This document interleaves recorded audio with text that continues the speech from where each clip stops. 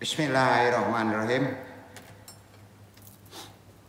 Talim kita hari ini kaji baru ya. Hamsatu Ruhi Al-Khatir Man Wawasuli, bisikan jiwa atau yang disebut Al-Khatir. Al-Khatir itu bisikan ke jiwa kita untuk orang-orang yang sudah wusul. Orang wusul itu man wawasuli, itu orang yang sudah sampai, kata-kata ilmunya sudah mendekati ke Allah lah. Kalau di bawah itu disebut ilham. Kalau al-katir itu orang yang sudah wusul, sudah sampai tingkatan yang bagus gitu. Bab 1 dulu kita bahas, insya Allah kita memohon bisa sampai ke wusul.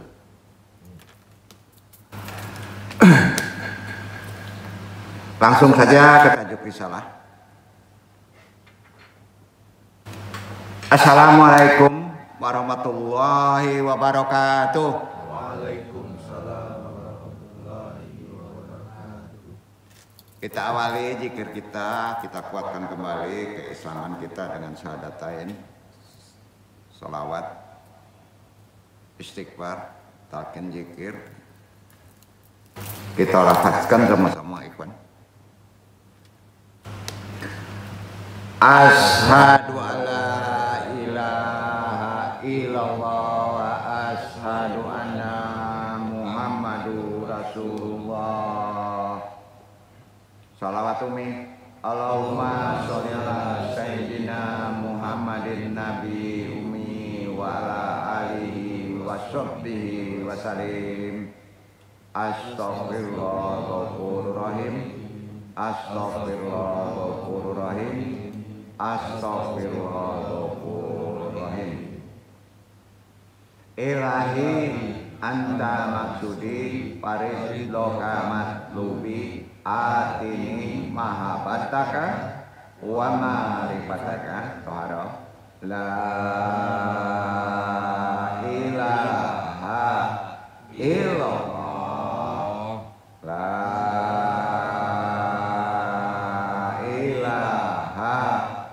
illallah la ilaha illallah. Nafi isbat la ilaha illallah la ilaha illallah la ilaha illallah la ilaha illallah la ilaha illallah la ilaha illallah la ilaha illallah la ilaha illallah. La ilaha illallah Muhammadur Rasulullah ila hadiniya solihi wa ila hadrati Syekh Abdul Qadir Jalani bi syafaat Nabi Muhammad bismillah waridullahi ya Allah ya Allah ya Allah innaka la kulli syai'in qadir takdi hajatina pasang niat.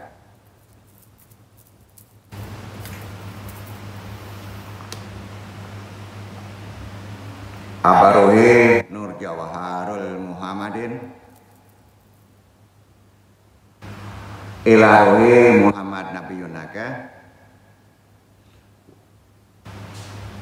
Wail khusus hadiri Al-Madi Khalifatul Radin Wabil khusus arwahi juriyatihi Wa khususan arwahi muslimin mu'minin wa muslimin Al-Fatihah A'udzubillahi minasyaitonir rajim Bismillahirrahmanirrahim Alhamdulillahirabbil alamin Ar-Rahmanirrahim Maliki yaumiddin Iyyaka na'budu wa iyyaka nasta'in ihdinas siratal mustaqim siratal ladzina an'amta 'alaihim ghairil maghdubi 'alaihim waladdallin. Allahumma a'inna al-islam wa amitna sunnah.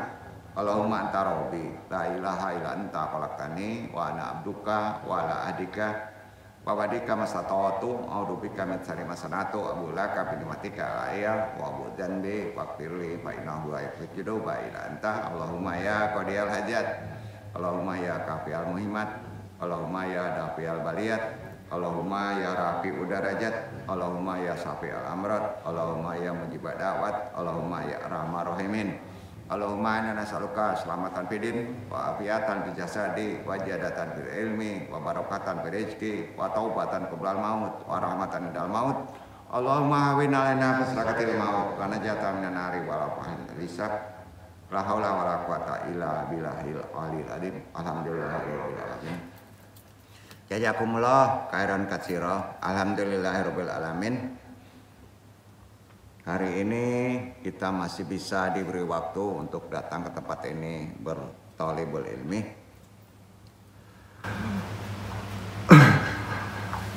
Ta'lim yang akan Anung bahas pada hari ini kaji baru ya.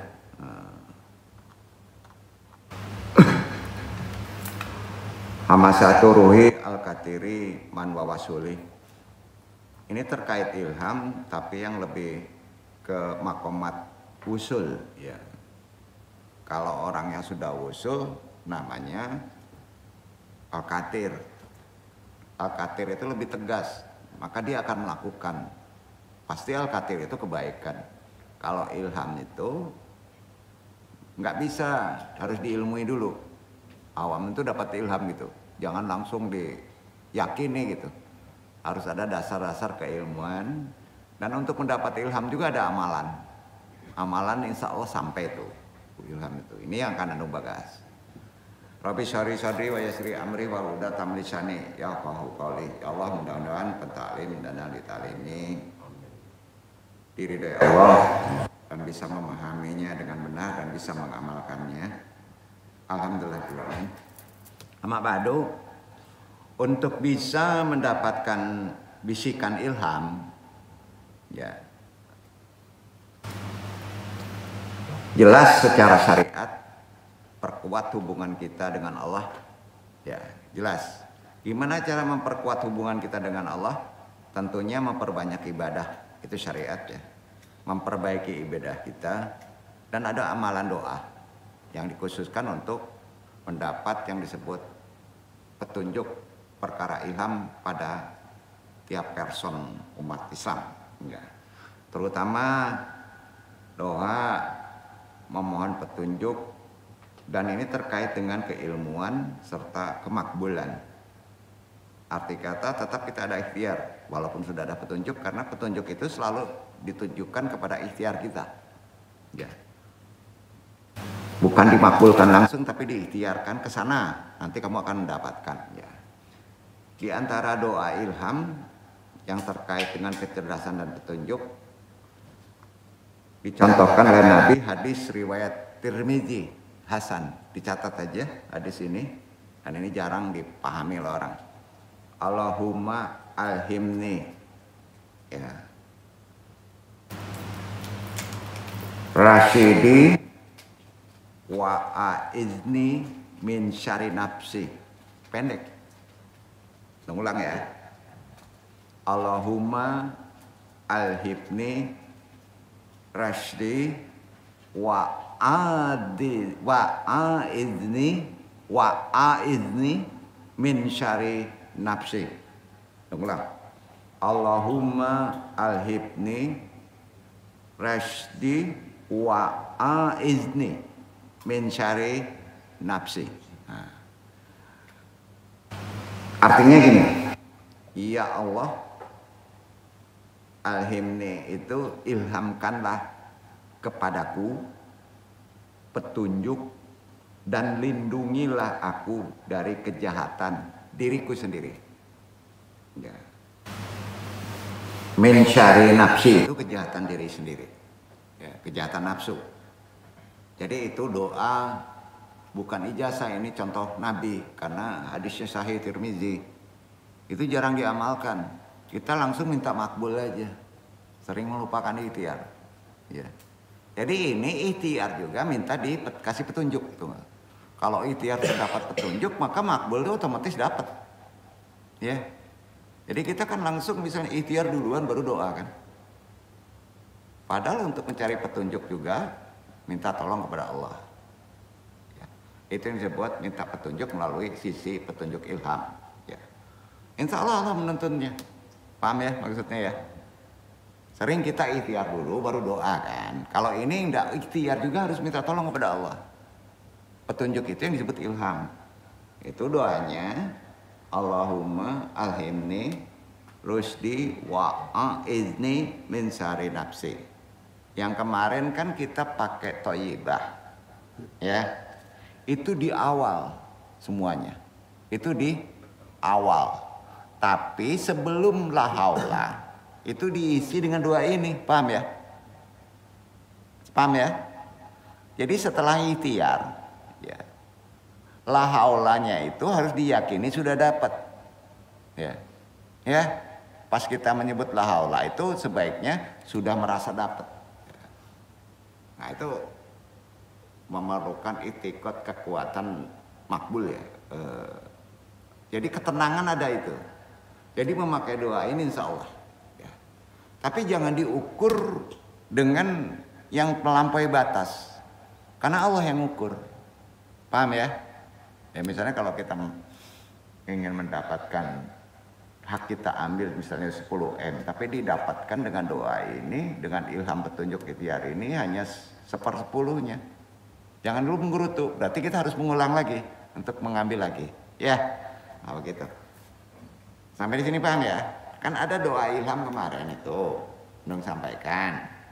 Tapi sebelum la haula isi dengan Allahumma alhimni rusdi wa azini min syari nafsi.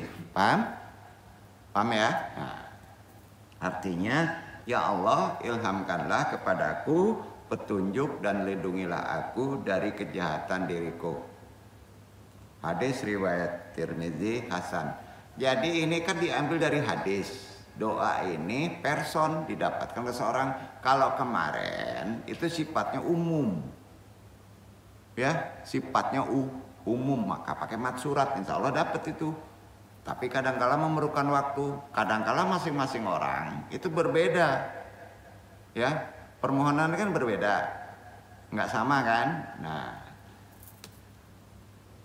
jadi selain itu, setelah kita melakukan tadi, tolong untuk menajamkan ilham ini sekali baca aja, ya, insya Allah akan timbul seperti ada bisikan. Tolong dilatih hati, hati kita perlu dilatih. Ya. Kemudian latih pikiran.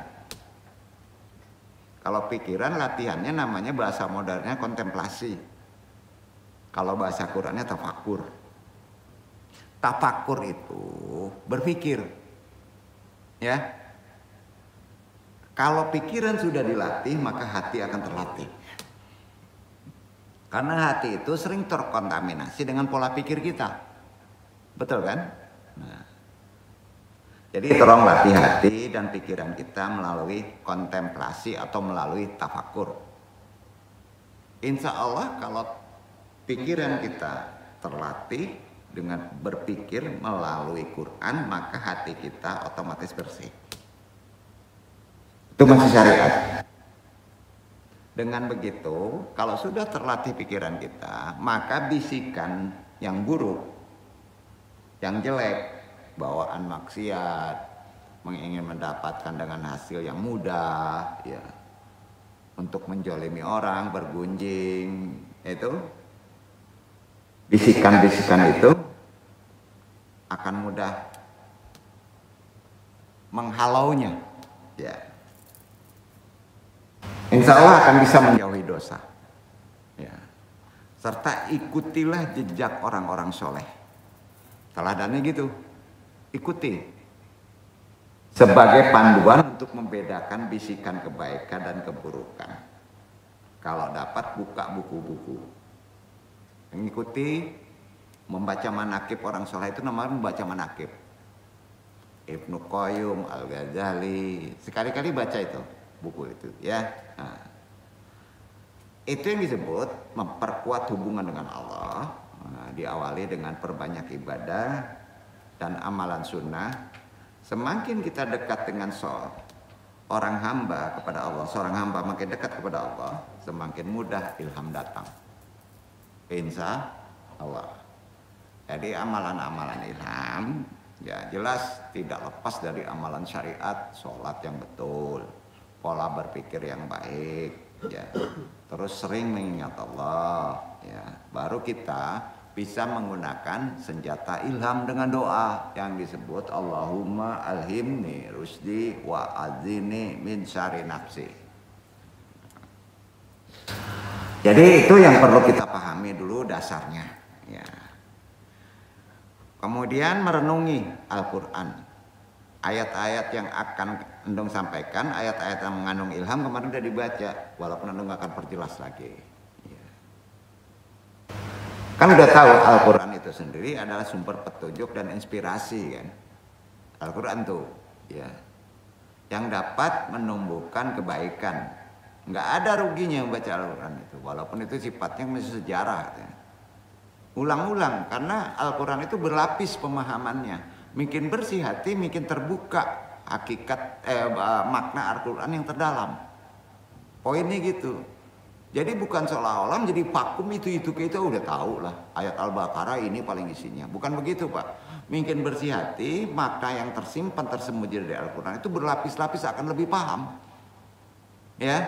Nah, jelas perbanyak zikir, gunakan doa ilham. Jadi berzikir dan berdoa juga itu amalan umum secara tulus dapat bisa mendekatkan diri kepada Allah. Jangan lupa toharo, tobat, jauhi dosa, karena menjauhi dosa dan bertobat adalah dasar untuk bisa membersihkan hati secara ajaran syariat maupun secara ajaran torekot. Begitu juga tasawuf, itu disebut tajiyatun nafs, sehingga akan lebih mudah ilham itu masuk kepada kita, ya. Tafakur, kontemplasi, lakukan untuk bisa mengasah intuisi. Itu bahasa kerennya. Tafakur itu kepikiran. Kalau bertafakur lah itu larinya pasti kepikiran. Tapi kalau kita ingin berpikir, kita ada metode tarekot yang disebut abaha. La ilaha illallah, la ilaha illallah, la ilaha illallah. Itu abaha. Maka kita cobalah berpikir dengan baik. Awali dengan itu. Jadi kalau ditanya untuk ngebersihin kepala secara ajaran tasawuf dan tarekat, ada amalannya. Di syariat kan ada. Ya. Ingat, walaupun kita sudah bertaharah, kalau kita sholat sering terganggu dengan pikiran kita nggak? Sering kan? Nah, disitulah kita harus taharah. Itu gunanya kita memperdalam ajaran-ajaran ruhani secara sisi tasawuf. Enggak. Jadi kontemplasi ada amalannya, yaitu tafakur, guna bisa mengasah intuisi kita. Intuisi itu petunjuk dari ilham ke pikiran. Mesti berpikir gimana. Setelah berpikir masa kita af'al bertindak menjadi benar. Ya. Karena dengan intuisi yang tajam, indrawi kita akan tajam tuh. Ya. Maka otomatis hati kita bersih. Ya. Jadi menjaga hati dari bisikan buruk, itu kita penting dalam kehidupan sekarang. Kita sama tahu hati itu ibarat segumpal daging yang jika baik, seluruh tubuh kita akan baik. Itu ada di Ihya Ulumuddin. Ya. Kalau hati kita baik, maka seluruh tubuh akan baik. Ya. Untuk itu jaga hati, penting. Dari bisikan-bisikan buruk. Tentu ada amalannya. Caranya kita harus tahu. Ilmunya gini, dasarnya. Walaupun kita ada amalan, tapi diilmui. Amalan semua harus diilmui. Ya. Caranya menjaga hati dari hal itu, menjaga hati dari bisikan buruk. Untuk bisa menjaga hati dari bisikan buruk, caranya bedakan ilham dari bisikan setan dan ilham dari malaikat. Bedakan. Oh, ini ilham dari malaikat nih, Ruhul Kudus. Oh, ini ilham dari syaitan, korin nih. Ya. Sebetulnya nggak perlu dijelaskan, kita kerasa itu. Karena itu natural. Ya, natural. Tapi yang mesti tekankan lagi, sering kita tertipu, seolah ayat itu baik. Tapi itu tipu daya setan. Karena setan juga, korin itu juga membisikkan seolah-olah baik. Tapi sebenarnya itu menipu. Disinilah harus cerdas kita. Nah. Jadi untuk bisa membedakan ilham dari bisikan baik maupun dari bisikan setan, kita jelas harus ada thalibul ilmi yang nggak bisa sendiri untuk memperdalamnya. Jadi pelajari cara membedakan bisikan yang baik, malaikat, dan bisikan buruk dari setan. Bisikan yang didukung oleh nafsu, ya, cenderung buruk. Itu di situ setan main. Bisikan itu sebenarnya ada 3. Di atasnya yang paling tinggi itu katir. Andung sebut 3 aja secara umum. Sebetulnya ada 4. Tapi kita derajat wali itu katir namanya, bisikannya itu pasti benar. Ya, itu katir. Ya. Jadi ada bisikan yang disebut bisikan nafsu. Ya. Ada bisikan syaitan. Ya. Enggak, ada bisikan ilham. Ya. Jadi 3 itu pada tubuh kita itu tiap hari kita sering dibisikin itu. Pertama bisikan nafs. Itu diri sendiri. Kita jangan dulu menyalahi setan. Ya, keinginan kita karena tidak berilmu sering salah. Itu nafsu tuh. Ya. Tapi tahu-tahu kita pengen jolim aja ngejahilin orang. Nafsu ditunggangi setan tuh. Itu bisikan itu sering ada tuh. Kalau ilham jarang, pasti ke hal yang baik. Ya. Ada lagi bisikan yang pasti benar, itu disebut al-katir. Ya. Al-katir. Ya. Jadi ada 4 bisikan. Ya, ada 4 bisikan. Kalau al-katir dari mana sumbernya? Ada yang tahu? Sumbernya Allah langsung membisikkan ke qalbu. Kalau ilham, malaikat Jibril ke qalbu. Kalau setan, setan makhluk korin yang bisikan ke qalbu. Kalau nafsu, keinginan pikiran kita, nafsu kita yang sering membisikkan kita melakukan sesuatu. Jadi kalau ditanya, bisikan itu ada berapa? 4. Paham ya? Itu koridornya ada di ilmu tasawuf. Nah, untuk memahami bisikan tadi harus tahu sumbernya. Iya kan? Sumbernya tadi 4 tuh. Mana yang membawa kebaikan dan mana yang membawa keburukan, mana yang pasti baik. Makanya ilham juga kadang-kala masih katrat. Dapat ilham kok ragu ya. Tapi kalau antum sudah mendapatkan bisikan al-qatir, pasti melakukannya. Tuh, pede. Ya. Kemudian untuk memperkuat tadi teladani ulama. Khususnya ulama terdahulu. Ikuti jalan para ulama, orang-orang soleh terdahulu. Karena apa yang mereka lakukan ya, adalah kebaikan. Dan yang bertentangan adalah bisikan keburukan. Jadi itu disebut ulama syu'u.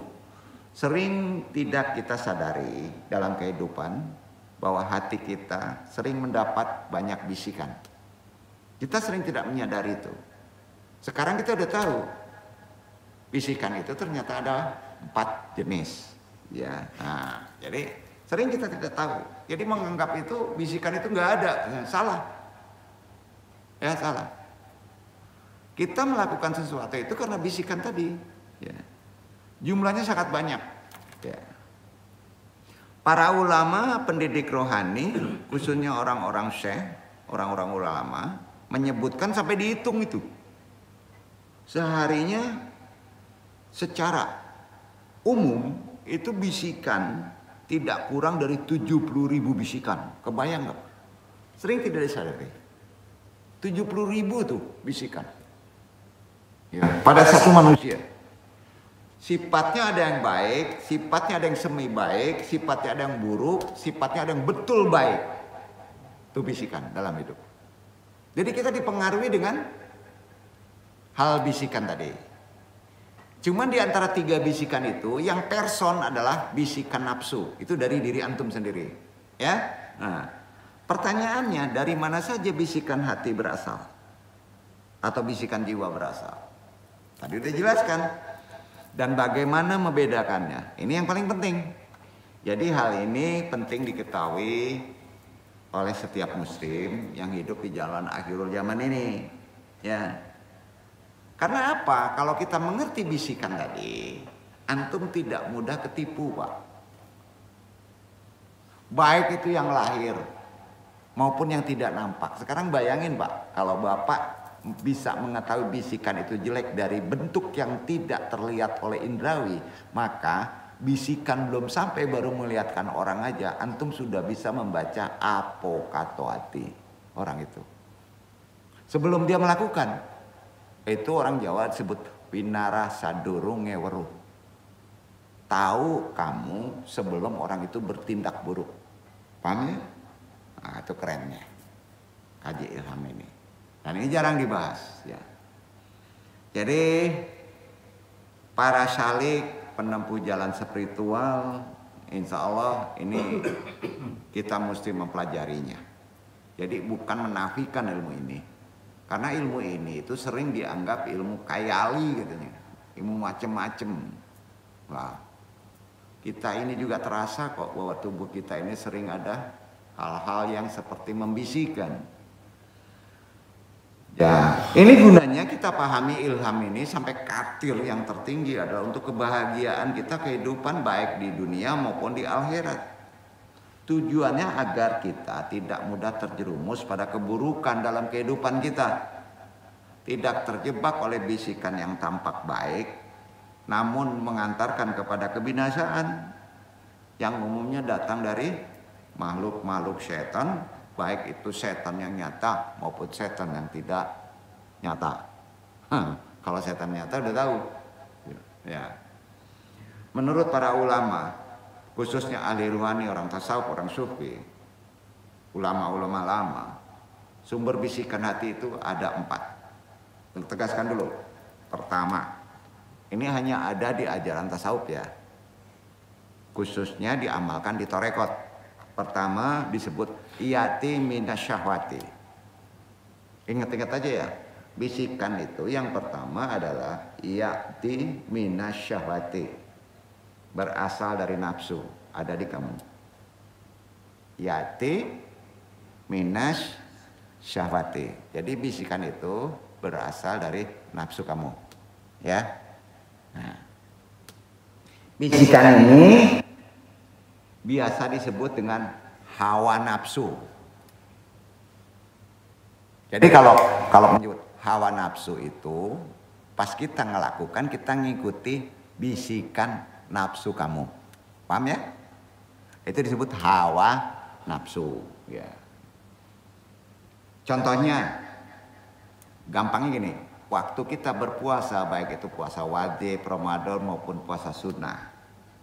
Sering kan kita terbisiki dalam hati di depan kita ada air dingin nih. Sedangkan gak ada orang nih. Hari sangat panas. Tepat rasanya jika air ini diminum gitu. Itu bisikan nafsu. Ya, nah, keinginan nafsu kita tentu ingin meminumnya kan? Ya, itu jelas adalah bisikan. Kalau ditanya dari mana datangnya? Datangnya dari nafsu, dari keinginan nafsu, dari kecenderungan nafsu diri antum sendiri. Itu yang disebut yati minas syahwati. Ya. Kedua ya. Kedua ini jenis bisikan ini asluha minas syaiton. Ya, apa? Asluha minas syaiton. Bersumber dari makhluk syaitan, jin korin. Sampai Pak? Itu bisikan kedua. Itu dominan dua tuh. Kita harus tahu kalau bisikan dari hawa nafsu bisa kerasa tuh. Kalau berupa keinginan, ya keterasa itu nanti. Yang berupa setan itu terasa itu. Ya, ya. Kita contohkan ini ya, yang berupa setan itu, yang berupa korin ya. Yang kedua ini ya. Asluha minas syaiton. Bersumber dari makhluk jin setan.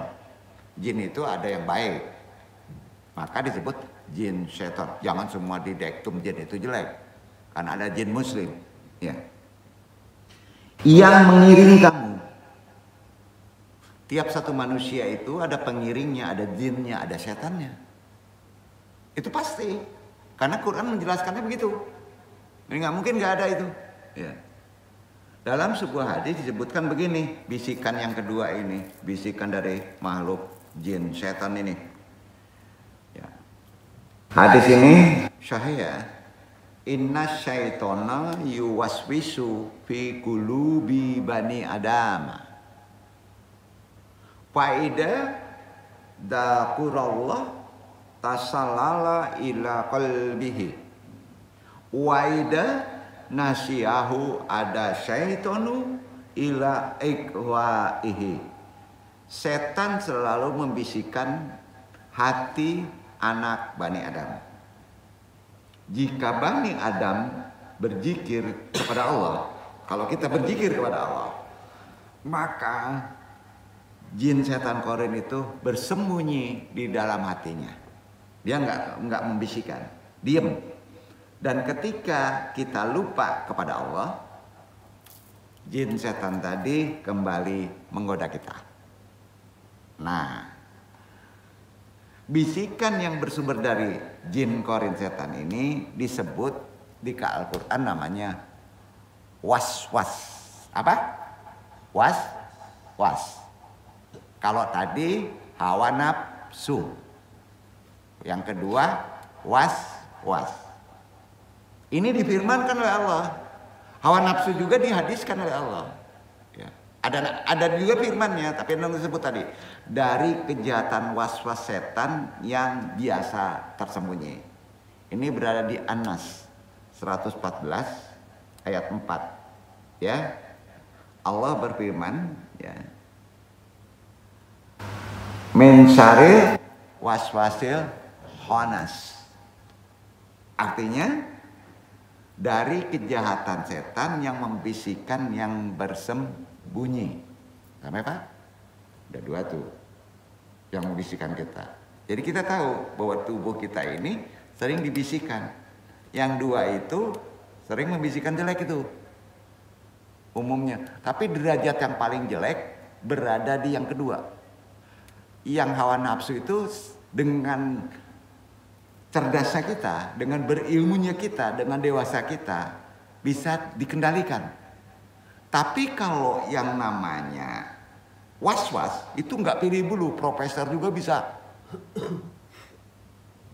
gamang gitu. Brimob juga bisa gamang Pak. Ya, kalau dikeroyok orang ramai was-was tuh mati gua kan ini, iya kan? Itu makanya nggak mau tahu, digiling aja orang tuh, ya kan? Itu bisikannya berpangkal dari bisikan korin tadi, ya kan? Nah, jadi itu yang kedua. Kita bahas yang ketiga, insya Allah ada yang... Kita lanjutkan tangan kita sambil menunggu Tadi lah disabui, ternyata kita lah tahu gini. Tiap hari kita ada bisikan. Kita tahu sumber bisikannya. Dan pertama tadi bisikan apa? Yati minasyahwati. Berasal dari nafsu. Yang kedua, asluha minasyaitoni. Itu bisikan makhluk setan yang mengiringi kita, kembaran kita. Selalu membawa keburukan. Kalau diukur derajatnya, itu yang paling berat yang paling berarti asyaitan tadi, makhluk setan tadi, al-qarin tadi. Itu timbulnya bisa trauma, cemas, khawatir, sering melakukan nekat karena bisikan ini. Kalau bisikan nafsu itu cenderung kepada kenikmatan, maksiat, paham ya? Jadi kalau misalnya melakukan maksiat, jangan cari kambing hitam, bro. Hampir 80% orang berbuat maksiat. Ya, maksiat itu banyak, maksiat perempuan, maksiat korupsi. Jangan salahin korin. Ngamuk nanti korin tuh. Itu bisikan antum sendiri tuh, nafsu. Ya, ini karena di badan saya kerasukan setan. Mungkin ada orang mabok gini, lu yang lucu nih. Ini karena korin tuh kurang ajar. Saya dirasuki korin, jadi saya mabok katanya. Itu kurang ajar itu. Padahal itu mabok itu pada nafsu dia sendiri karena nggak mau ibadah, ya, bergaul jelek. Jadi di sini kita setidaknya dapat ilmu. Nah kalau ditanya, Allah itu maha adil. Kalau bisikan memang murni kita nggak kuat daripada bisikan korin, toleransi tobatnya tinggi Allah itu. Tapi bisikan itu kalau terkait dengan nafsu antum sendiri, tobatnya itu agak susah pak, agak panjang, paham? Jadi ingat, yang paling bahaya itu kalau dalam hisab itu bisikan hawa nafsu, ya, bukan bisikan korin, paham ya? Itu ada dua bisikan. Kita naikkan ke yang ketiga. Bisikan yang ketiga namanya asluha minal malaikati. Pasti baik. Itu ilham. Itu yang disebut ilham yang ketiga. Ilham itu bisikan asluha minal malaikat. Bersumber dari malaikat. Nah sekarang saya mendapat ilham. Berarti itu bisikannya dari malaikat. Kalau di Quran disebutnya Ruhul Kudus, itulah Jibril. Jadi Jibril kemana-mana pak. Bayangin Jibril satu orang ada itu membisikkan itu. Ganti-ganti. Nah kalau ditanya Jibril datang ke bumi. Datang. Untuk memberi bisikan ilham. Itu diterangkan di hadis dan di Quran. Ya. Wih ada Jibril, takut kita tiap hari ngebisikin. Nah ya. Ngebisikin itu. Ya. Untuk kebaikan. Ya. Asluha minal malaikati. Bersumber dari malaikat. Dalam hadis sahih diriwayatkan oleh Asyuyuti. Rasulullah SAW bersabda. Ini syaitoni laumatan ala ibnu Adama. Wa kadalikal malaikatu. Fa innal laumatal syaitonu tomuru bisyahri wattaka dibul haqqa. Wa innal laumatal malaikatil ta'muru bil khairi watas dukul haqqa. Sesungguhnya setan memiliki lamah. Makhluk jin korin itu memiliki lamah. Lamah itu bisikan. Ya. Terhadap Bani Adam. Kita ini Bani Adam. Ya. Demikian pula malaikat. Wa kadalikal malaikatu. Demikian juga malaikat mempunyai bisikan. Ya.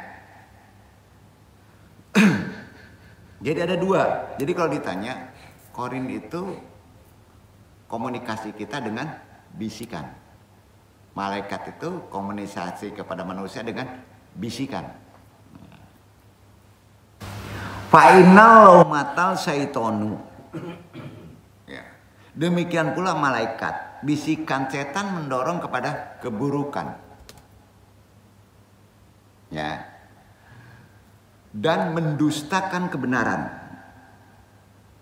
Sedangkan lamah bisikan malaikat itu lamah malaikat mendorong kepada kebaikan dan membenarkan kebaikan. Itu sabda Nabi. Tidak paham ya? Yakin? Karena ini sahih, kita tiap hari dibisikin oleh jin setan dan oleh malaikat Jibril. Ya? Nah. Jadi bagaimana sih bentuk bisikan malaikat? Terkait yang ketiga yang disebut ilham. Bisikan malaikat itu sifatnya hampir sama dengan guru menasihati. Orang tua menasihati, hampir sama. Maka disebut nasihat. Nah, misalnya seorang guru sering mengatakan begini, biasanya perbedaannya sedikit aja. Nasihati lakahia antaf ala hada wahada. Nasihatku padamu adalah lakukan ini dan ini. Jadi nasihat itu selalu menggunakan kesini kamu, lakukan ini, sholatlah kamu, awal waktulah kamu. Kira-kira begitu bisikannya. Ya. Nah, seperti itulah bisikan-bisikan malaikat atau secara umum disebut ilham. Paham?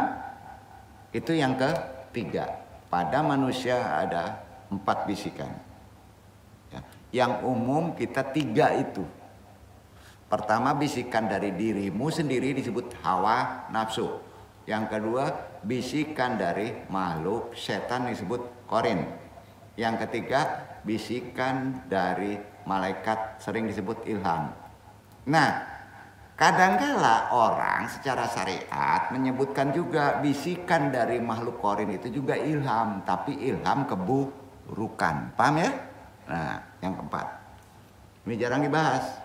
Karena orang sering kalau membuat strata dalam kajian-kajian syariat itu sampai 3. Kalau melihat buku yang umum nanti sampai 3. Padahal tidak, ada 4. Karena wilayahnya sudah lain. Yang keempat disebut hamsatun mubasyaratanun minallah. Yaitu bisikan langsung dari Allah. Jadi Allah itu maha benar, maha meliputi. Ya, kalau Allah berkehendak membisikkan langsung kepada manusia, ya bisa. Ya, bisa. Hamsatun mubasyaratun minallah. Bisikan langsung dari Allah. Hamsatun mubasyaratun minallah atau bisikan langsung dari Allah ini diberikan kepada hati seorang hamba yang bersih. Bersih. Quran menyebutnya hati orang hamba yang bersih itu qalbun salim. Kalbunya yang sudah bersih, salim, murni. Maka membersihkan hati itu ada amalan. Secara syariat amalan membersihkan hati adalah puasa. Bukan lahir saja, tapi puasa juga batinnya. Dari ucapan dusta. Tapi ya, itu qalbun antum bisa salim. Nah, disinilah akan masuk bisikan Rabbmu. Nah, ya, yang disebut syaratanun minallah, ya, atau bisikan langsung dari Allah. Itu diberikan kepada orang-orang yang mempunyai qalbun salim. Itulah yang disebut qatir. Al-qatir. Nah, secara umum tingkatan ini disebut ilham rabbi. Ya. Ilham syaitani, ilham malakuti, sampai ya, nah, ilham ya. Hakikatnya semua bisikan kan tetap dari Allah, betul kan? Nah, kalau setan qarin membisikkan kita, berarti Allah ngizinin kan? Iya kan? Tetap hakikatnya dari Allah, jadi harus lurus dulu itikad akidah kita, ya. Yang diturunkan sebagai Kalau kita orang soleh dibisikin oleh korin kuat banget sebagai apa? Ujian. Tapi kalau kita jahil dibisikin kepada korin kuat kali, maka itu bukan ujian, azab. Beda kan? Nah, disitulah kita akan tahu dari mana sumber bisikan itu. Nah, kalau itu ujian, orang soleh bisa naik anugerah, bisa karunia, juga bisikan itu pangkalnya. Namun ada bisikan yang langsung diberikan Allah, keluarannya disebut katir. Khusus ini bukan mukmin saja, tapi sudah sampai derajat mukmin, bukan musinin saja, tapi mukmin sampai muhsinin. Orang yang sudah merasa Allah memonitor kita, kolbunya betul-betul salim. Ya. Jadi bisikan itu kemudian disebut ilham Rabbi, bisikan dari Tuhan. Dasarnya mana? Allah berfirman di Al-Quran nih yang disebut yang keempat ini. Asy-Syams surat 91 ayat 7 dan 8. Ada yang baca ya? Wa nafsin wa ma sawwaha fa alhamaha fujuraha wa taqwaha.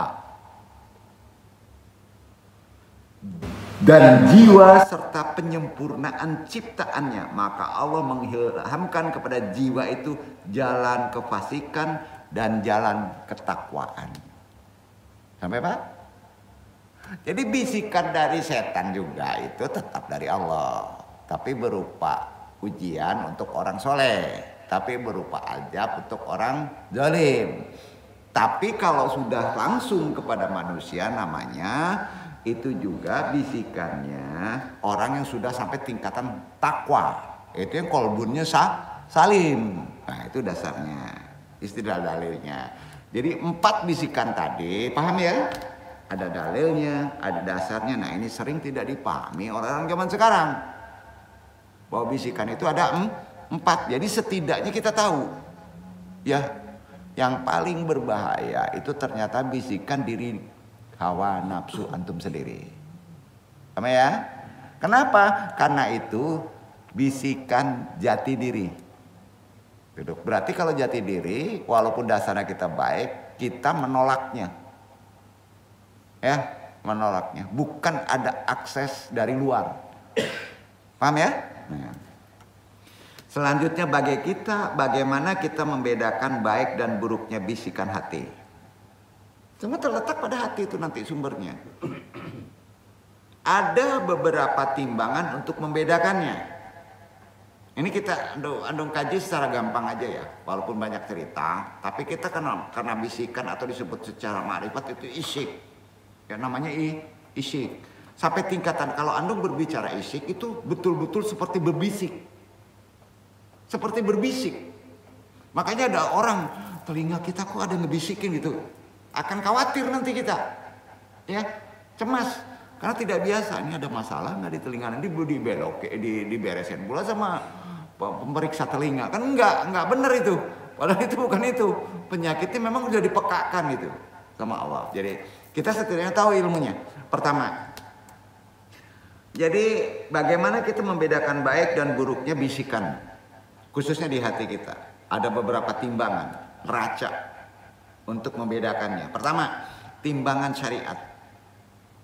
Terutama terkait dengan bisikan dari hawa nafsu. Tolong ditimbang secara syariat. Ya. Bisikan apapun yang masuk ke dalam qalbu antum. Ya. Maka hadapkan pada timbangan syariat.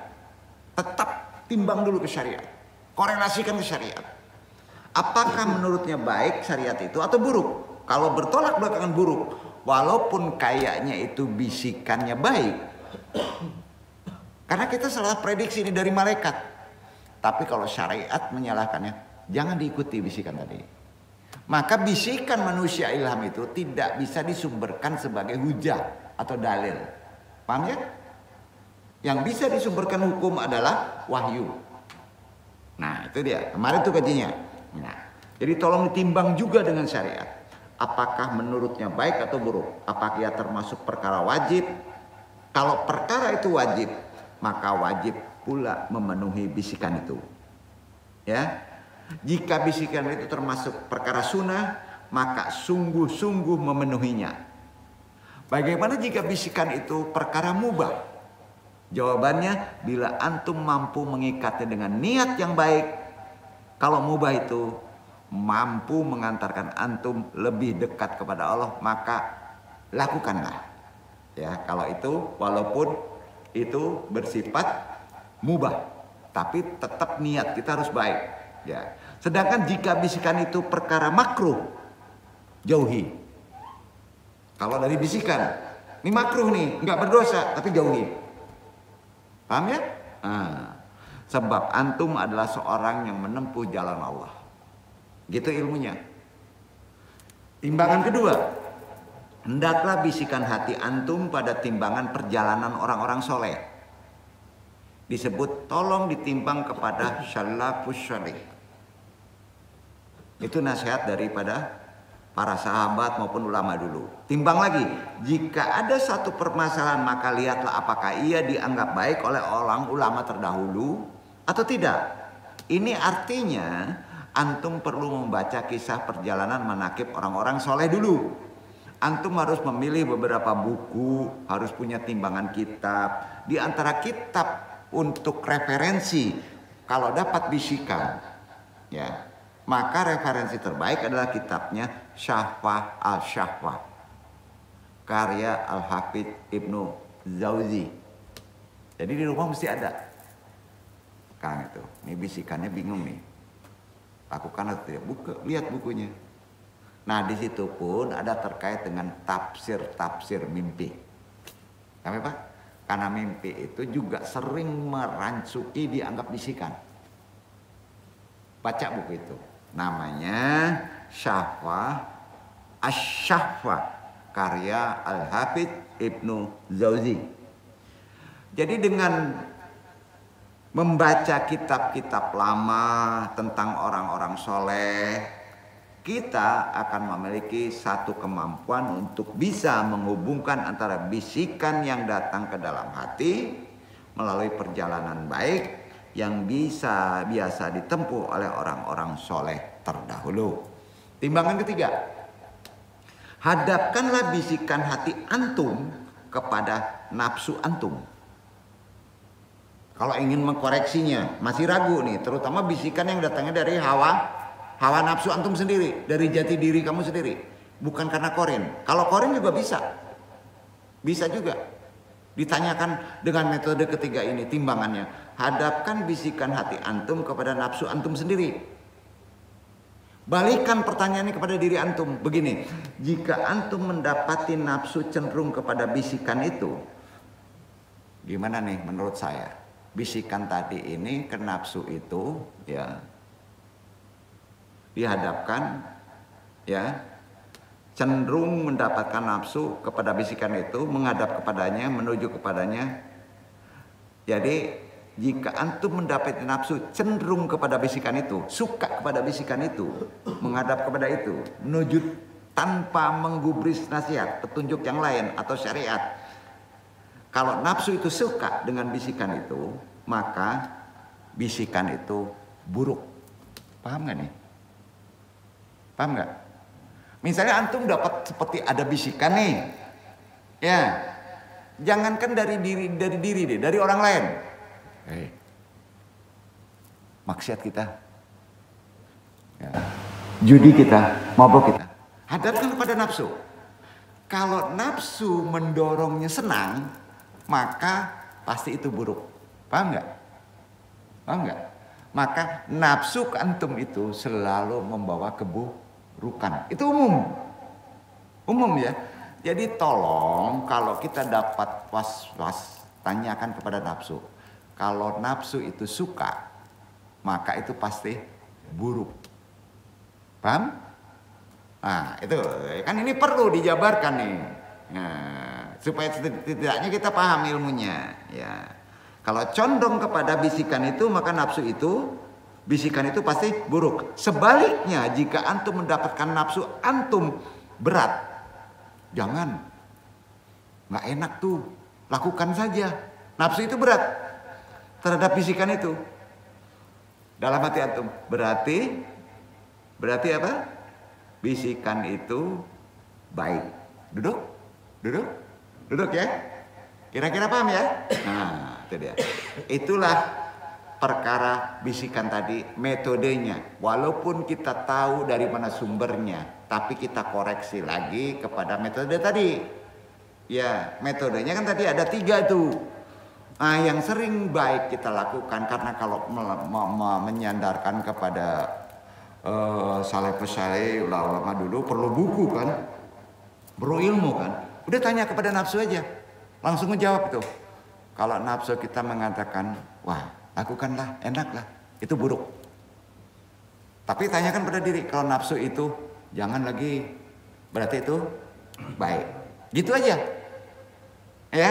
Nah, semua yang Andung sampaikan tadi, ini bukan kata Andung, bukan kata buku, bukan kata ilmu.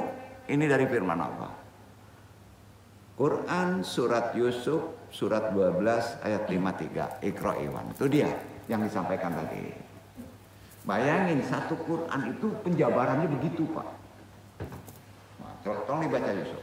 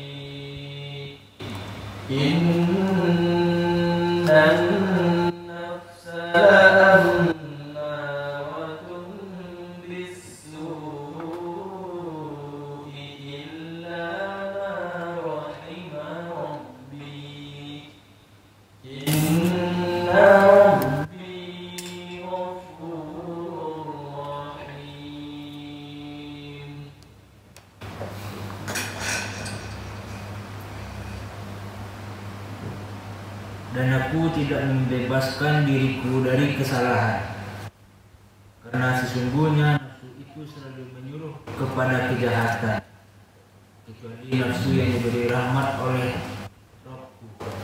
Sesungguhnya Rabbku Maha Pengampun lagi Maha Penyayang. Dan aku tidak membebaskan diriku dari kesalahan. Akui, seulama-ulama orang pasti ada salah. Karena ada apa? Karena ada yang membisikkan jelek, yang disebut korin. Ya, maka sering-sering istighfar. Nah, aku tidak membebaskan diriku dari kesalahan, karena sesungguhnya nafsu kita itu selalu menyuruh kepada kejahatan. Kecuali nafsu yang diberi rahmat oleh Rabbku, itulah yang disebut nafsu yang khatir. Ya, qalbun salim itu beda derajatnya tuh. Ya. Jadi dengan demikian banyak sekali bisikan ya. Ya. Dalam hidup ini baik itu baik, baik itu buruk. Ya.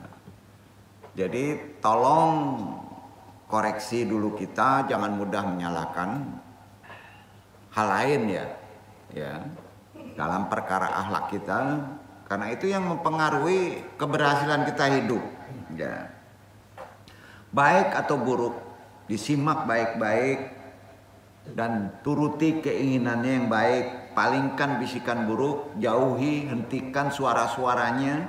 Jadi setiap perjalanan kehidupan anak Adam, pahami? Kembaran kita jin setan selalu mengiringi kepada bisikan buruk. Nggak akan lepas itu. Makanya sholat itu sulit khusyuk. Sulit.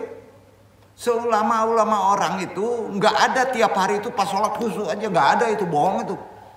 Paham nggak? Jadi sholat itu kalau kita nggak khusyuk nggak dosa, Pak. Nggak membatalkan. Ya, tidak membatalkan. Ya, pahami. Jadi sholat khusyuk metode ini pasti khusyuk, dosa juga kalau ngomong gitu. Berarti antum sudah mengislamkan Korin. Korin itu gak bisa diislamin kecuali Nabi. Karena dia maksum kan. Nah, kebayang tuh. Jadi Islam itu gak mensusahkan kita. Ya. Jadi bukan arti kata andung mendukung daripada kejelekan, bukan. Pahami bisikan itu. Allah maaf. Ya. Jadi sudah jelas ya, gimana ikhtiar kita untuk menjauhi bisikan-bisikan yang tiap hari ada. Jadi setan itu mengiringi kita sampai mati itu. Tentu iringan ini untuk mengajak ke lembah kemaksiatan. Karena Allah menciptakan neraka dan surga. Jadi nggak usah ragu, nggak usah risau. Masih ada 2 langkah untuk menangkal bisikan setan tadi. Jadi banyak zikir, bentengi dengan zikir. Kita sering zikir, sering bermain di kepala, ada toharo. Masuk ke hati, gempur dengan talqin zikir. Masuk ke nafsu, mengelilingi jukulu jasad, gempur dengan puasa. Betul kan? Nah, Allah maha pemaaf. Nah, jadi gitulah tubuh kita. Ya, itu kenali tubuh kamu, maka kamu akan mengenal Tuhannya. Man arafa nafsahu, faqad arafa rabbahu, kan gitu. Ya, dengan mengenali atribut-atributnya bisikan tadi, insya Allah antum akan lebih beres. Ya, jadi nggak usah risau. Nah, banyak zikir itu benteng pertama, karena dengan zikir mengingatkan hati, pikiran anak Adam menuju kehadirat Allah. Sudah itu ada sholat, ya, merupakan puncak zikir sholat itu kan. Maka zikir kita latihan ini untuk bisa sholat, untuk menghontal bisikan-bisikan jelek tadi. Jangan sampai kita mengamalkan bisikan tadi. Ya. Sedangkan poin keduanya, murnikan diri dengan amalan-amalan tadi. Pahami bisikan tadi, dari mana sumbernya, apa doa permohonannya. Udah Anda sampaikan. Artinya pikiran dan hati kita harus terfokus mengingat, merasakan kehadiran Allah terus menerus. Jadi dalam istilah ini, kalau kita sudah paham sumber bisikan, ilham itu apa, ilham baik itu apa, al-katir itu apa, ya, dalam istilah jamaknya dikenal dengan ihtima. Apa? Ihtima. Sesungguhnya dalam diri anak Adam selalu dibarengi dengan setan. Di mana setiap anak Adam dilahirkan, maka di sanalah juga muncul setan yang mengikuti. Kedua benteng ini saling bersinergi antara zikir dan ihtima. Kita mengingat Allah, kita juga harus ihtima. Ihtima, pahami bisikan itu sumbernya dari mana. Menghontal dengan mana, itu antum sudah ihtima. Berarti setelah datang thalibul ilmi kemari, di samping antum menghontal bisikan tadi dengan zikir, setelah dijelaskan sumbernya tahu, ini dari diri kita sendiri, ini dari Korin, ini dari malaikat Jibril, ini dari Rabb, dari ilham. Kalau sudah sampai ke puncak makomat, maka antum sudah menggabungkan hontalan tadi dengan zikir dan ihtima.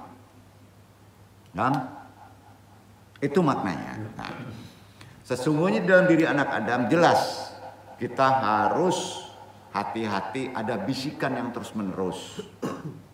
Ya. Jika tidak melakukan tadi, hontalan tadi, secara otomatis hidup antum akan sia-sia. Ini bukan ancaman. Ini kata Nabi. Makanya kajian-kajian rohani itu harus dikuatkan di kondisi sekarang. Bukan syariat saja. Ya. Nah. Bukankah banyak di antara kita melaksanakan sholat sementara pikiran dan hati kita tidak terfokus kehadiran Allah? Ya, terfokus itu urusan dunia saja, betul kan? Di sholat aja masuknya urusan dunia, sehingga ibadah kita menjadi cacat. Allah memberikan solusi. Tentunya ini menjadi tantangan yang tidak ringan untuk kita di kondisi sekarang, karena tumbuh kembangnya jasad dan pikiran manusia. Setan pun mengiringi terus sama. Jika antum santri, ini orang mulia, orang soleh, maka setan membisiknya juga kelasnya santri. Duduk. Nah, gitu. Jika antum kiai, mubalik, ustadz, setan pembisiknya juga kiai, mubalik, ustadz. Karena itu kembaran, itu korin. Jika antum anggota Dewan DPR, maka setan membisik juga sekelas anggota Dewan DPR. Sampai ketika antum masuk partai politik, maka setan juga senantiasa mengikuti langkah masuk partai politik. Karena itu kembaran. Jadi nggak heran. Makin tinggi kalau nggak kuat spiritual antum, ya, maka ngomongnya juga menjadi gimana gua kaya. Nafsu, nggak bisa disalahin. Orang gitu diingetin, nggak bisa diingetin. Talkin, nggak takut mentalkin. Ditalkin itu kena itu. Tapi sayang, ditalkin itu memerlukan izin Allah, paham nggak? Nggak main talkin aja. Kalau Allah nggak ngizinin, kacau tuh. Antum kena dosa. Orang yang kafir itu nunggu izin Allah. Ini kan banyak orang jolim di luar nih, banyak orang teraniaya. Allah itu ada maksud. Sampai Pak, kadangkala sesuatu masa itu harus diberesin, orang yang soleh, orang yang baik dikorbankan dulu Pak. Paham nggak? Supaya dia ganti menjadi baik semurni-murninya, paham nggak? Nah itu bahaya, itu bukan Allah jolim. Memang begitu hukumnya, paham itu? Nah, jadi udah jelas ya, maka setan juga selalu mengikuti langkah-langkah orang berdasarkan sesuai makomatnya. Kalau derajatnya itu sudah ketua dewan, ya pasti setannya juga yang datang ganggunya seketua dewan. Kalau dia ulama, ya ulama juga. Allah adil kan? Nggak mungkin lah kalau dia ketua dewan atau DPR misalnya, setannya itu rakyat ojol, nggak mungkin Pak. Nggak mungkin gitu ya. Allah itu adil Pak ya. Jadi sudah jelas ya. Khususnya agama Islam, ketakwaan kita naikkan lagi dalam kehidupan kondisi sekarang. Mudah-mudahan kita diselamatkan kehidupannya bukan dunia aja, wal akhirah insya Allah ya. Al-Ghazali, Hujatul Islam ya, ulama yang sangat produktif ya, karyanya luar biasa. Udah ratusan tahun masih dipakai referensi. Di antaranya Ihya Ulumuddin, banyak sekali. Itu teladan bagi kita untuk terus belajar dan memberikan manfaat, bukan lahir saja. Termasuk kita menguatkan spiritual kita di kondisi sekarang. Jangan menyalahkan orang dulu. Ya, jangan menyalahkan orang di luar dulu kita melakukan ini. Jangan menyalahkan kondisi pemerintah dulu karena politik ini, jangan. Salahkan dulu diri kita. Betul kan? Ini penting. Maka kita akan tidak pengaruhi oleh gangguan-gangguan luar. Itu maksudnya. Insya Allah Pak. Jadi dengan begitu, dalam ilmu pelajaran tasawuf tentang bisikan jiwa dari ulama-ulama terdahulu, diantaranya Al-Ghazali, atau yang disebut bisikan ruhani, secara lebih dalam lagi disebut behit. Orang yang telah sampai titik behit disebut wusul. Apa namanya? Usul. Usul itu enggak mutlak orang mesti betapa. Usul itu bisa diikhtiarkan. Jadi derajat usul itu pertama ada guru, kedua tahu bisikan, dari mana sumbernya, gimana amalannya, maka antum akan bisa behit tuh. Agak bingung juga nggak? Usul itu sampai kepada Allah, bahasa gitu. Syed Abu Bakar bin Syekh Al-Syaqa berkata begini, bagaimanakah hukum bisikan-bisikan yang melintas di hati yang sudah wasil? Wasil ini orang yang sudah usul. Usul orang yang sudah makrifat, orang sudah mengenal Allah. Orangnya disebut wasil. Sampai Pak? Orang yang sudah sampai namanya usul. Orangnya yang sudah usul itu namanya wasil. Paham ya? Nah, wasil. Orang yang sudah sampai kepada Allah itu pasti mendapat kedudukan di sisi Allah, pasti dikirim itu guru-guru ruhani di kolbunya. Paham nggak? Dan itu potensi itu ada di kita. Ada di makhluk-makhluk kita semua nih yang awam ini. Cuman keilmuan ini sayangnya memerlukan keguruan yang ada sanad. Aduh, ketangkep nggak nih? Ada sanad ini gurunya jelas gurunya. Sambung ke gurunya, sambung ke gurunya, sambung ke gurunya, sampai ke Rasulullah. Jadi kalau antum belajar nggak ada sanadnya, nggak sampai ke wasil. Antum nggak jadi wasil, nggak sampai ke wusul. Gimana mau dapat wahid? Gitu kira-kira. Ya, jadi potensi itu ada di kita. Ada. Ya. Allah mendapatkan kedudukan di sisi Allah tuh, insya Allah orang wasil tuh. Ada guru, ya. Bukan Allah ngajarin, karena Allah ngajarin itu pasti bisa. Ya, itu disebut katir kan? Bisikan dari Rabb, Tuhannya. Nah, apakah ia harus menolak bisikan-bisikan kalau udah wasil? Hanya bersandar kepada bisikan Allah saja? Ini kita sudah sampai derajat wasil nih. Ya, berarti katir, bisikannya langsung dari Allah. Kalau ada bisikan lain, apakah kita harus menolak? Misalnya bisikan dari malaikat, bisikan dari hawa nafsu, itu maksudnya, paham ya? Nah, atau apa yang mesti dilakukan bagi orang yang sampai derajat ke situ? Sayyid Abdullah bin Alwi Al-Haddad menjawab, ya. Pemilik kedudukan yang disebut orang yang wasil atau orang yang sudah wusul itu berbeda-beda tingkatannya, tetap beda-beda. Nah, orang yang sudah mencapai kedudukan ini memiliki dua keadaan. Pertama disebut al-jama. Kedua disebut al-farqi atau farqi. Atau disebut fakir lah. Nah, jika seorang mengalami keadaan yang pertama al-jama, yaitu al-jama, ia akan fana terhadap dirinya dan orang lain. Bisikan orang lain akan fana, tidak terdengar. Bisikan dirinya yang lain selain dari Allah akan fana, tidak terdengar. Berarti dia akan menolak bisikan lain, hanya mengikuti bisikan dari Allah. Paham nih? Itu derajat yang pertama disebut derajat al-jama. Wusulnya sudah al-jama.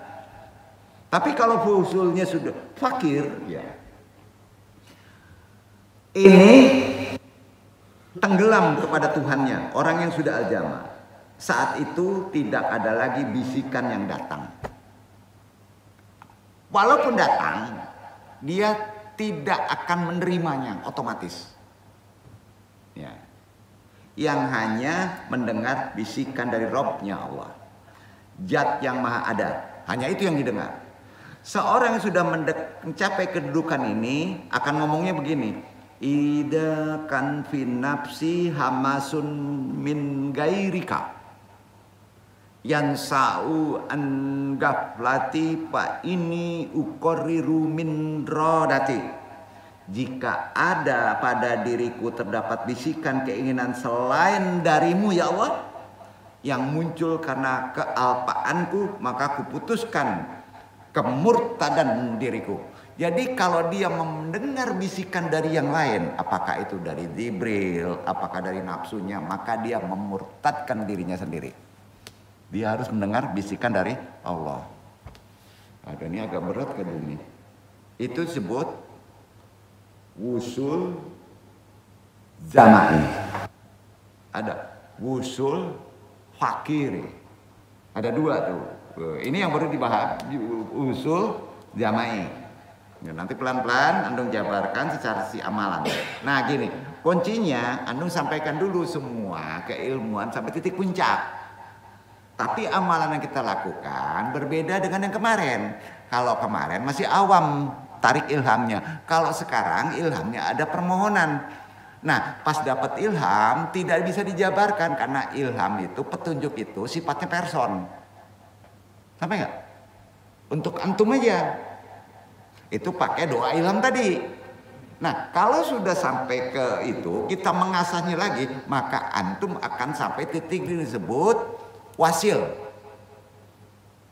Orang yang sudah wusul, maka bisikannya katir.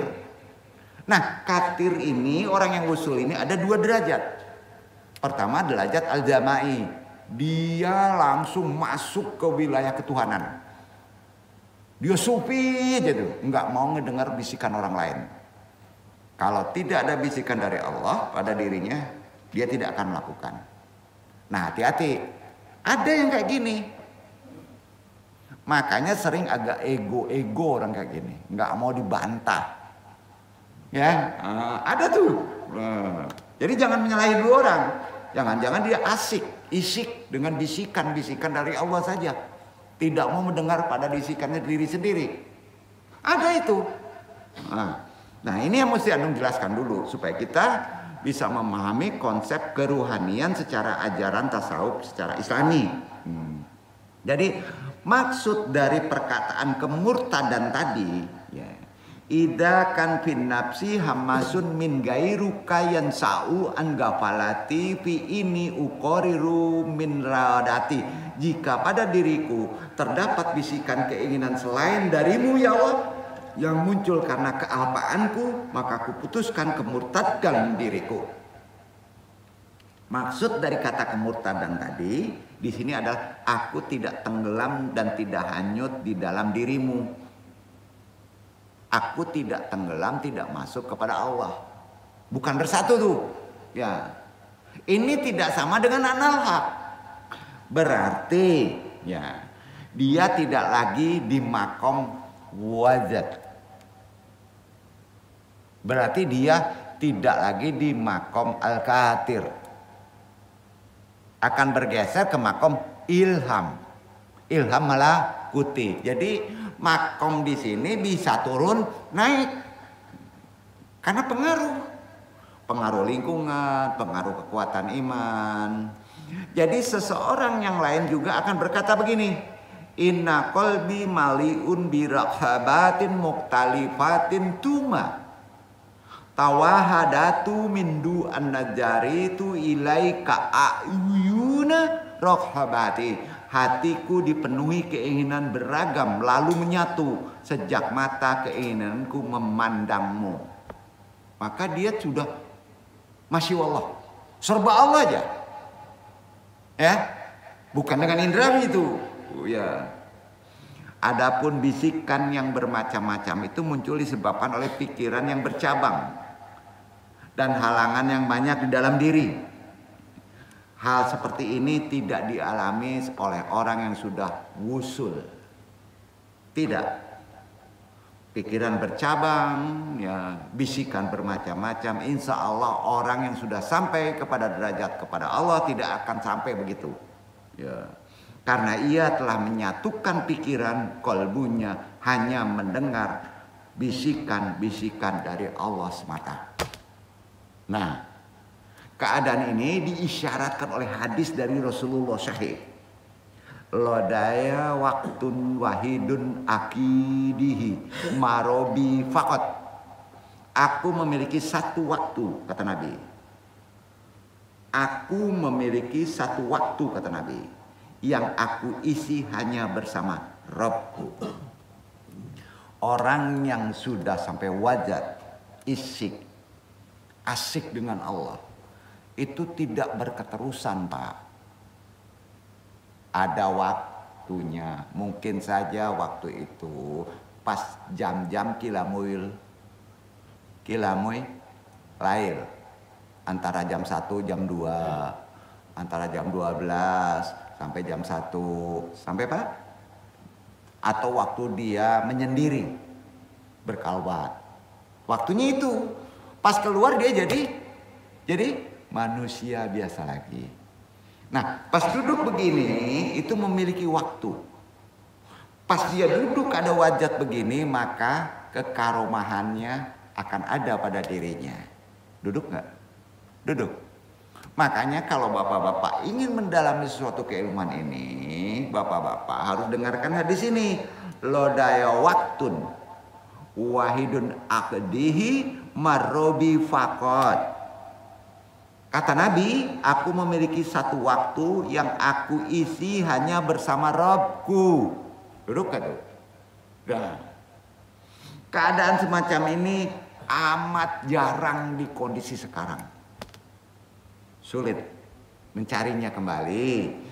Sulit dialami oleh orang-orang kecuali orang yang sudah ditakdirkan ke situ. Disanatkan ke situ, dihidayahkan ke situ, diberi rizki hidayah ke situ. Ya. Saat itu terjadi, maka akan tampak hal-hal yang mengagumkan dan menakjubkan kekaromahannya. Ya. Jadi kondisi itu memang dekat sekali yang disebut Behit, guru pembimbingnya. Sampai Pak, bahkan dirinya Nabi. Duduk kan nih. Hanya menggunakan, bukan kerasukan ini. Si diri sendiri menyadari. Dan itu sudah sudah dijelaskan oleh Nabi. Berarti Behit itu memang ada. Ya. Keadaan ini pernah dialami oleh beberapa masyayikh. Masyayikh itu artinya syekh-syekh besar. Terutama di daerah Irak, daerah Mesir, daerah Afghanistan. Ada seorang syekh selama 7 tahun lamanya dia mengalami kebehitan begini, isik begini. Kondisi wajat ini 7 tahun. Lalu ia tersadar sejenak sebelum akhirnya kembali tenggelam dalam keadaan ini 7 tahun lagi. Terus 7 tahun itu. Tidak normal 7 tahun itu. Jadi seperti orang blank. Ya. Selama berada pada makam itu, ia tidak makan, tidak minum, tidak tidur, tidak sholat. Akan tetapi tetap berdiri tegak di tanah. Di tanah lapang sambil menengadakan pandangannya matanya ke arah langit. 7 tahun. Gini aja nih. Nggak mati. Ada itu di Irak. Nggak mati. Kan bingung tuh kajinya tuh. Kami juga pernah mendengar, ini riwayat tentang beberapa masyayikh di Mesir yang berwudu lalu berbaring seraya berkata dengan pendampingnya, dengan behitnya, la tukizni min naumi hatta astaqazi binafsi. Jangan engkau bangunkan aku dari tidurku sampai aku sendiri yang akan dibangunkan oleh Robku. Tidur aja. Nah, kalau ingin tahu sandaran dalil ini apa? Di surat Al-Kahfi. Berapa lama dia tidur? 300 tahun. Sampai Pak? Ada. Allah menjelaskannya. Ya. Bukan nggak ada, Pak, ada. Nah, pas itu di-share di dunia medsos, oh bohong nih, ngaco, katanya bid'ah. Ya kan bingung tuh. Anu jelaskan apa adanya nih. Sekarang gini, di zaman modern serba canggih sekarang. Bapak ngeliat sendiri. Ada orang mengoperasi tanpa luka badannya. Kelihatan? Kelihatan nggak? Bukan nabi, bukan wali. Paling orang biasa saja. Sampai Pak? Makanya masih banyak ribuan orang-orang diberi karomah di daerah Jazirah sana. Itu selalu disembunyikan oleh Allah. Dan itu jangan dimuliakan. Biasa saja. Karena kalau Allah berkehendak, apapun juga yang mustahil menjadi yang mustahil pun akan menjadi kun fayakun. Nah, itu poinnya. Sampai ada yang tidur 17 tahun lamanya. Jangan minta dibangunkan. Lalu ia bangkit dari tidurnya dan sholat dengan wudunya tersebut. Para arif bila merindukan keadaan al-jama'i ini. Ini masih derajat wajat al-jama'i. Sedangkan Allah Subhanahu wa ta'ala karena rasa kasih sayangnya kepada orang-orang yang diberikan begitu, memindahkan mereka dari keadaannya agar mereka tetap dapat menjalankan kewajiban seperti normal biasanya, supaya terhindar dari rusaknya fisik. Karena fisik diukur. Supaya terhindar fisik, hancurnya persendian. Karena persendian itu harus diatur secara materi. Maka Allah menormalkan mereka. Karena anugerah Allah berupa ilmu dan hikmah yang sangat tinggi. Jika sudah menguat, sudah sultannya menguasai dirinya, tidak akan sanggup kekuatan fisik menanggungnya. Gak akan sanggup, Pak. Nah, bahkan gunung At-Tur terbakar menjadi debu ketika cahaya anugerah Allah bersinar di atasnya. Jadi tidak benar pengakuan sebagian orang yang telah dikuasai oleh syaitan yang menyatakan bahwa mereka telah mencapai maqam al-jama'i ini. Nggak mungkin kalau mereka masih derajatnya dah hawa nafsu, merasa dirinya mengakui sudah sampai derajat maqam wajat al-jama'i. Nggak mungkin. Sehingga kita menyaksikan mereka meninggalkan ibadah, melalaikan kewajiban-kewajiban agama seperti meninggalkan puasa, sholat, merasa dia sudah sampai maqam al-wajat jamai, maka itu jelas kufur yang sejelas-jelasnya. Karena Islam melarangnya demikian. Di samping itu mereka juga memperturutkan syahwat, keinginan nafsu mereka, serta melakukan hal-hal yang diharamkan oleh Allah. Jadi seandainya mereka adalah para wali Allah, seperti pengakuan mereka, niscaya Allah akan memelihara mereka dari hal-hal tersebut. Dan seandainya mereka benar-benar hanyut dalam kefanaannya dengan Allah, niscaya mereka akan lenyap dari selain dirinya. Kami tidak akan memperpanjang perkara wajat ini dalam al-jama'i. Karena apa? Anung tidak akan menjelaskan seberapa detail perkara ini. Walaupun masalah ini, hal spiritual tinggi ini adalah masalah yang sangat luas pembahasannya. Karena memerlukan dasar-dasar pemahaman yang lebih baik dulu pada sisi syariat, kepekaan torekot, tasawuf. Bahkan banyak orang yang tergelincir pemahamannya saat membahas perkara-perkara kesultanan wajat al-jama'i ini. Ya, banyak yang tergelincir. Karena ini termasuk masalah yang sangat rumit dan sulit dipahami oleh akal manusia. Duduk, Pak. Itu dia. Kita stop dulu. Apalagi hanya dengan pikiran-pikiran belaka. Gak sanggup. Sedangkan mengenai keadaan farqa. Masuk ke farqa sambil tutup kaji. Yang kedua. Atau ini disebut fakir lah bahasa syariat. Seorang yang telah mencapai akan selalu mendapatkan perlindungan dari Allah dan penglihatan pandangan indahnya akan tajam. Jadi dia sampai visual. Bukan petunjuk dari pendengaran, tapi sudah sampai visual. Itu farqa. Ya. Itu disebut inayahnya sudah sampai. Saat itulah akan muncul bisikan Rabbani dan sampai memperlihatkan melalui penyaksian visualnya yang disebut kalangan sufi dengan istilah izin. Bahasa sama, izin.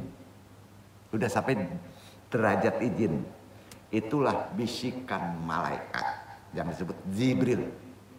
Walinya, perantaranya, wasilahnya. Mereka menyebutnya sebagai disinilah farha ini yang disebut ilham. Sampai Pak? Nah, kita bayangin. Duduknya di mana nih? Apakah antum sudah sampai ilham? Apakah antum sudah sampai jama'i farqa? Apakah kita masih duduk di makomat yang disebut katir? Apakah kita masih dalam yang disebut hawa nafsu? Nah, di situ kita bisa mengkoreksi diri kita sendiri. Dan mereka tidak melaksanakan bisikan itu kecuali yang sesuai dengan tuntunan Al-Quran dan hadis. Adapun al-katir asyaitoni, bisikan setan, hal itu tidak ada pada diri mereka. Karena setan tidak sanggup mendekati hati yang sudah usul, yang sudah sampai kepada Allah. Selalu hatinya disinari cahaya makrifat kepadanya. Bahkan terkadang setan justru tunduk kepada orang-orang yang telah wasil kepada Allah. Seperti yang pernah dialami Rasulullah. Sampai-sampai Rasulullah bersabda, walaqad waswisu liyas syaitanu fa anna Allah alaihi hatta ya isya wa lam ya'murni ila bi khairin. Aku juga mendapat godaan setan, kata Nabi. Namun Allah subhanahu wa ta'ala menolongku atasnya sehingga ia menyerah dan tidak memerintahkan kecuali suatu kebaikan. Enggak. Jadi kalau Nabi itu derajat tertingginya, Qorin itu diislamkan. Tapi derajat itu ditujukan hadis ini kepada kita. Derajat di bawah itu. Yaitu dia menyerah poin itu.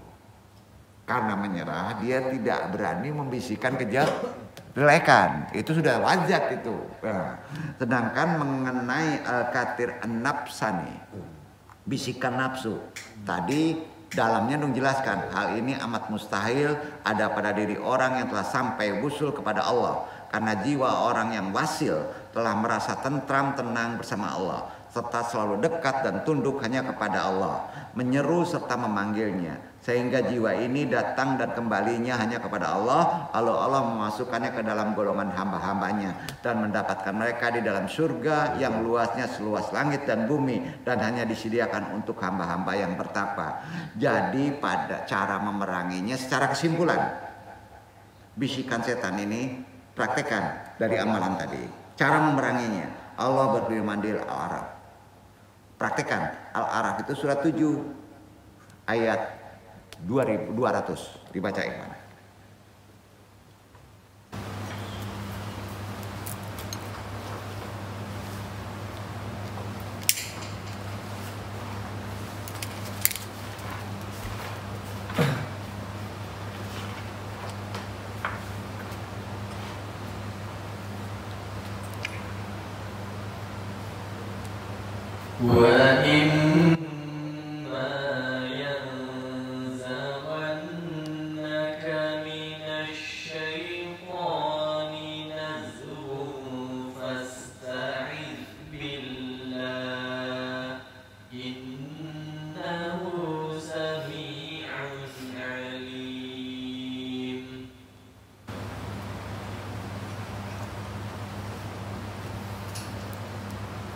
Dan jika kamu ditimpa suatu godaan syaitan, maka berlindunglah kepada Allah. Sungguhnya Allah Maha mendengar lagi Maha mengetahui. Jika kamu dihasut oleh hasutan setan, maka mintalah perlindungan kepada Allah. Sesungguhnya Allah Maha mendengar lagi Maha mengetahui. Ini harus disandarkan kepada hadis Sahih At-Tirmidzi menutupnya. Ya, Rasulullah bersabda begini, walan analil qalbi baban wahidan wa huwa madkhalus syaitani muqabilal babil muadi illa alamil ghaibi walil syaitani wasawisu kama analil malaikati wasawisan.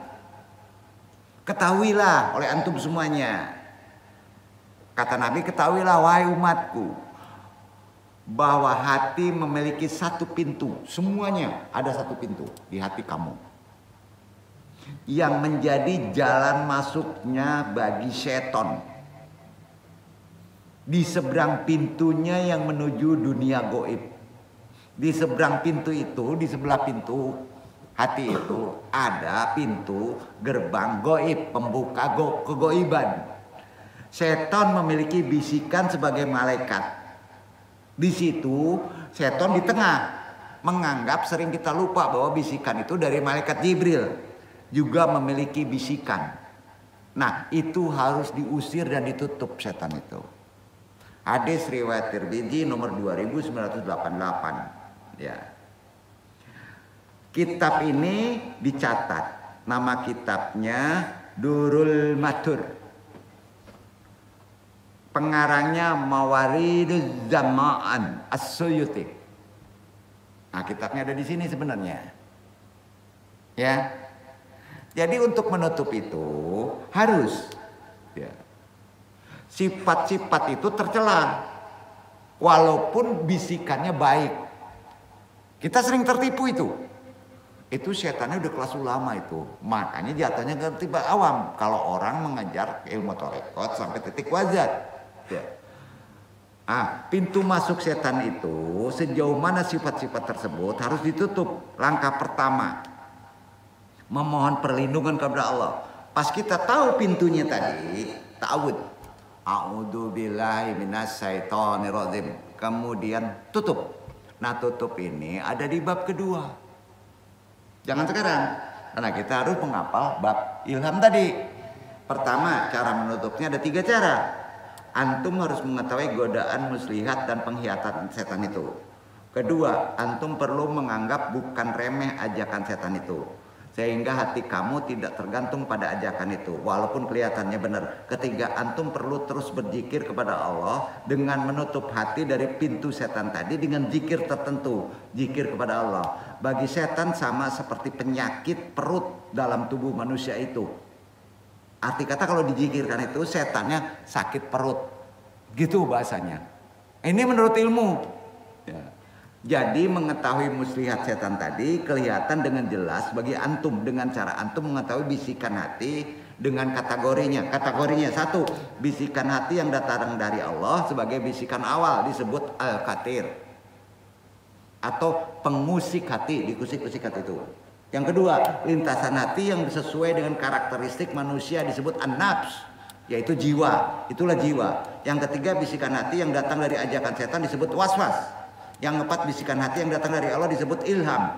Bisikan yang datang dari Allah ini ilhamnya sudah qatir, yang pada awalnya kadangkala berupa kebaikan, kemuliaan, sokongannya hujah, tapi kadangkala juga berupa ujian atau keburukan. Lintasan yang datang memberi ilham tak akan berlaku kecuali mengandung amal baik, diasah kembali karena ia memberi nasihat dan petunjuk, maka disebut tarbiyah behiti. Sedangkan bisikan yang datang dari setan tidak datang kecuali dengan kejahatan, maka pas dia mentarbiyahannya nama sihiri. Namun bisikan ini kadangkala mengandung amal baik, hati-hati, itu sihiri. Tetapi di sebaliknya ada kejahatan yang sangat berbahaya untuk orang lain dan diri antum sendiri. Adapun bisikan yang tumbuh dari hawa nafsu tidak dapat diliputi keburukannya. Kalau ditarbiyahkan maka dia berwadal. Ada resiko terhadap sanad selanjutnya. Cuma kadangkala kita dalam hal ini agak berat kajinya. Insya Allah di bab kedua dan bab ketiga akan lebih mudah kita memahaminya kan. Kita ada dasar pemahaman dalam konteks ketasawufan terkait dengan al-qatir. Mudah-mudahan menjadi wawasan dulu. Walaupun begitu ada amalan, tolong amalkan ilham tadi dalam doa. Mudah-mudahan Allah meridhoinya. Paidu andong. Wassalamualaikum warahmatullahi wabarakatuh.